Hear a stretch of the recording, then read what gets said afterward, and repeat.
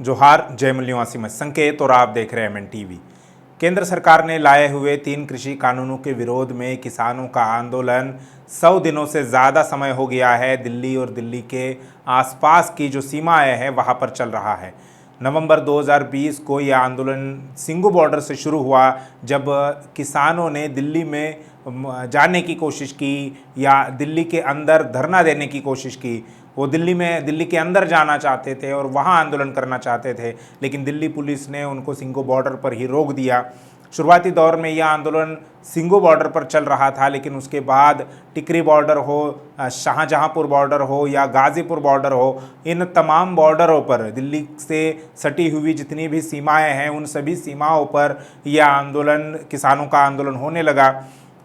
अब तक सरकार के साथ किसानों की 11 दौर की बातचीत हुई है, लेकिन सरकार जो है वो अपनी बातों पर अड़ी हुई है। वो कह रही है कि इन कानूनों में कोई खराबी नहीं है। हालांकि सुधार करने की ज़रूर बात कृषि मंत्री नरेंद्र तोमर इन्होंने कही, लेकिन किसान नेता जो है वो भी अपनी बात को लेकर पीछे हटने के लिए तैयार नहीं है। उनकी जो 2-3 मांगे हैं उसमें से प्रमुख मांग ये है कि ये जो सरकार ने जो 3 कृषि कानून लाए हैं, लॉकडाउन की आड़ में, जब सारा देश लॉकडाउन में था, लोग घरों में बंद थे, कैद थे, उस वक्त ये कानून लाए गए, या यूँ कहे कि ये कानून किसानों के ऊपर थोप दिए गए।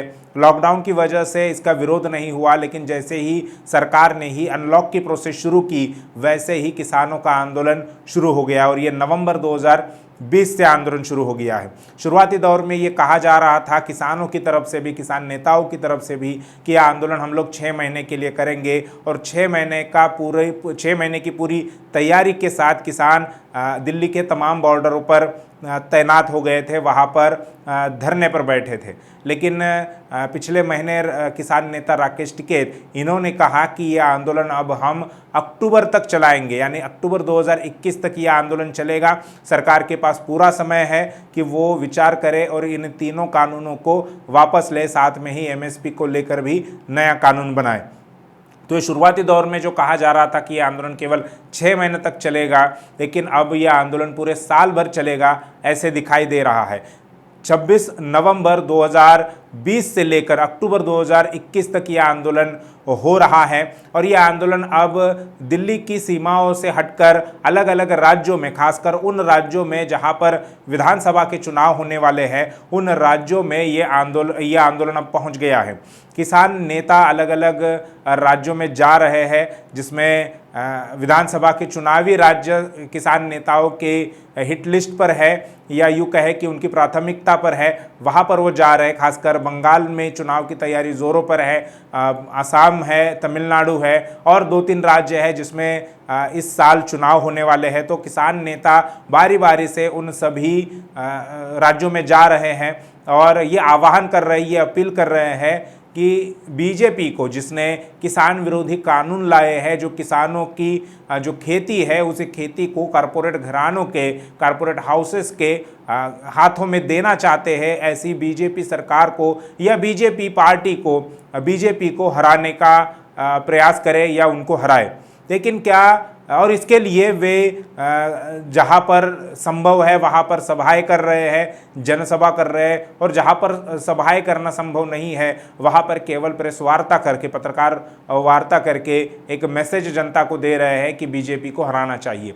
लेकिन क्या उनका ये प्रयास या इतना कहना, ये अपील केवल मात्र करना कि बीजेपी को हराना चाहिए, ये बीजेपी को हराने के लिए पर्याप्त है या नहीं, ये एक गंभीर सवाल है। उसके पहले हम एक सवाल के जवाब ढूंढने का प्रयास करेंगे। जो सवाल है कि अब तक 3-3.5 महीने से ज़्यादा समय हो गया है, किसानों की सरकार के साथ 11 दौर की वार्ता हुई है, लेकिन अभी भी सरकार जो है वो किसानों की मांगे या किसानों की बातें मानने के लिए राज़ी नहीं है। वो संशोधन करने के लिए तैयार है, लेकिन कानून पीछे लेने के लिए किसी भी प्रकार से सरकार जो है वो तैयार नहीं है। तो इसके क्या कारण है? सरकार किसानों की मांग क्यों नहीं मान रही है? 100 से ज़्यादा किसानों की मौत हो चुकी है, सरकार को ये बात पता है। इसके अलावा सरकार, दिल्ली पुलिस ने जिस प्रकार से सरकार किसानों के ऊपर गोलियां चलाई है, आंसू गैस के गोले दागे हैं, नवंबर दिसंबर की ठंड में वाटर कैनन यानी पानी की बौछारें की, जिसकी वजह से भी कई किसान मरे हैं। और दिन ब दिन किसान आंदोलन को जनता का जो समर्थन है वो लगातार बढ़ रहा है। बावजूद इसके सरकार किसानों की बातें मानने के लिए क्यों तैयार नहीं है, ये एक सवाल है। इस सवाल का जवाब है कि सरकार को, जो केंद्र की बीजेपी सरकार है, उन्हें किसानों से राजनीतिक नुकसान नजर नहीं आ रहा है। एक बात, इसके दो कारण हैं। एक बात तो यह है कि सरकार को किसानों से राजनीतिक नुकसान नजर नहीं आ रहा है। सरकार ये सोच रही है कि ये किसान है, आंदोलन करेंगे और चले जाएंगे, थकेंगे और चले जाएंगे, लेकिन वे हमें किसी भी प्रकार से राजनीतिक नुकसान नहीं करेंगे।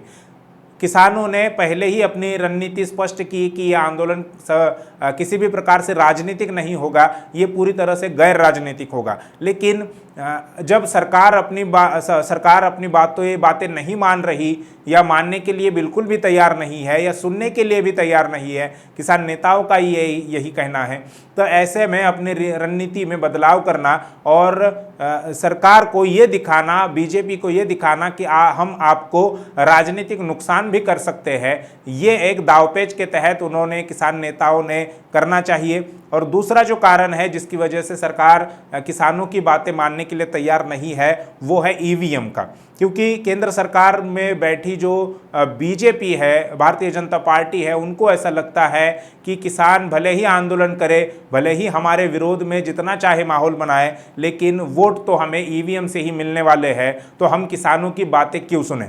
और ये लगातार सभी तबके के साथ में केंद्र सरकार का यही रवैया रहा है। फिर चाहे वो बेरोजगारी हो, मोदी जॉब दो, ये जो हैशटैग है, ये ट्विटर पर केवल भारत में ही नहीं तो ग्लोबली वो एक नंबर पर ट्रेंड कर रहा था। लाखों करोड़ों लोगों ने अपनी बात जो है नौकरी को लेकर, रोजगार को लेकर ट्विटर पर लिखी, और यही माहौल ज़मीनी स्तर पर भी दिखाई देता है। लेकिन फिर भी केंद्र सरकार जो है वो युवाओं के लिए जॉब उपलब्ध कराने में उदासीन है या वे उनकी तरफ ध्यान नहीं दे रही है।